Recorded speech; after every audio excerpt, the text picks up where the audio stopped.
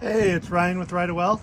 Quick tour of this latest build we just completed. This is what we kind of refer to as a minimalist build. The reason being, this doesn't have a lot of the bells and whistles that some of the other ones have. No large tank, no outdoor shower, no indoor shower. However, it has everything you need to use the van.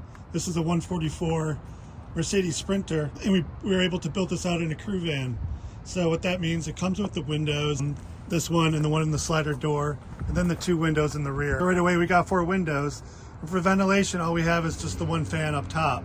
So this can be enough, keep the air moving in your van. And then we built out the cabinetry, so you have refrigeration, had lithium power pack, you have running water, and then a big storage space right here, including the seat. So there's 8 puck lights in the ceiling, dimmable switch, and a lot of storage in these cabinetry as well. 2 pull-out drawers. This is for your fresh and gray tanks that we keep down in there. Medic fridge, and then two big storage areas here for storage of your gear.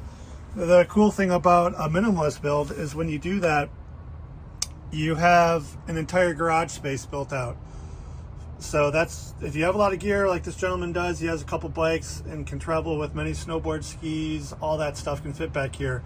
You start putting in large power banks and large plumbing systems. They're great, we all like them, but they take up 1/3 of the garage area. This guy has a full area for a lot of gear, so this is nice. You don't always have to have all the bells and whistles in a van, in our opinion, to enjoy and have a very nice van.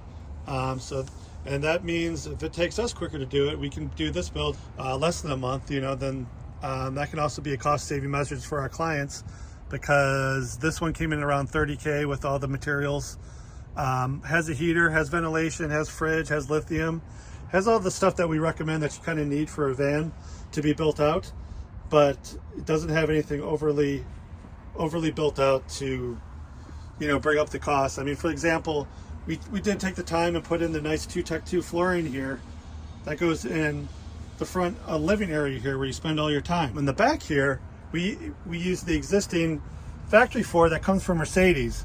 Since you're never going to stand back there, you don't really have to have the nicest bomb-proof floor, so you can save a few bucks and use the existing floor right there. You get to use your existing D-rings for hold downs. We did put in this nice pull-out tray for bike gear and stuff like that, so this thing pulls out, so we did add that for him.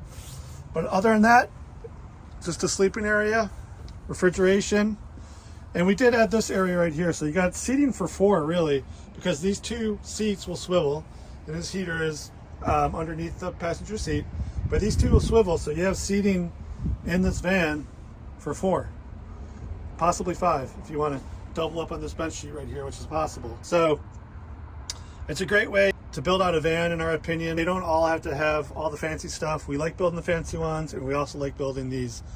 There's a time and place, in our opinion, for all this stuff.